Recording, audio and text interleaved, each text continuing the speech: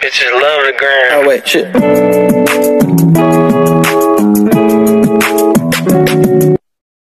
Assalamualaikum warahmatullahi wabarakatuh. Perkenalkan, nama saya Syarawati Merisma dari Prodi Penyuluhan Peternakan dan Kesejahteraan Hewan. Baiklah, saya akan menjelaskan mengenai sistem reproduksi pada sapi jantan dan betina serta fungsi dari sistem reproduksi sapi jantan dan betina tersebut. Sistem reproduksi sapi sangat vital bagi keberlangsungan hidup sapi. Sistem reproduksi sapi harus dalam kondisi yang baik. Dengan demikian, peternakan harus mengenal sistem reproduksi sapi, baik sapi betina maupun sapi jantan. Adapun sistem reproduksi sapi betina yaitu diantaranya ovarium. Ovarium merupakan organ reproduksi vital.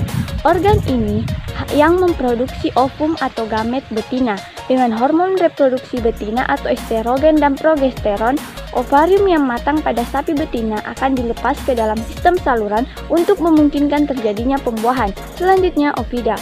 Ovidak adalah organ yang menghubungkan antara ovarium hingga ujung tanduk uterus. Bentuknya seperti pipa, tidak beraturan. Fungsi ovidak untuk mengangkut ovum dan spermatozoa. Di tempat inilah akan terjadi pembuahan dan pertama kalinya terjadi pembelahan sel dari embrio. Selanjutnya, uterus. Fungsi utama dari uterus adalah menyimpan dan memelihara embrio atau biasa disebut fetus. Letak uterus membentang dari persimpangan lekukan di antara kedua tanduk uterin hingga ke serviks.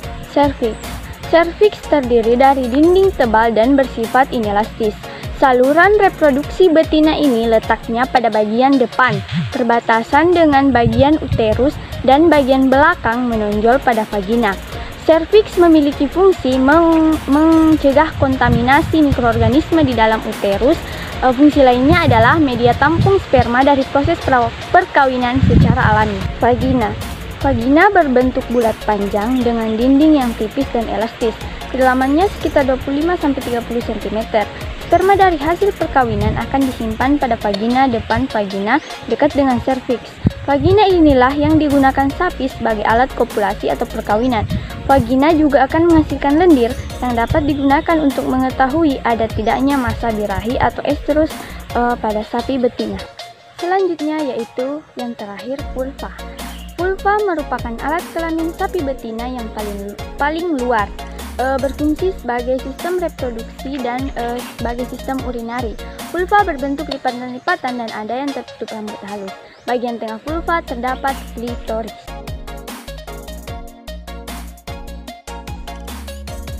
Selanjutnya yaitu organ reproduksi pada jantan dimulai dari testis. Testis adalah organ reproduksi primer pada ternak jantan.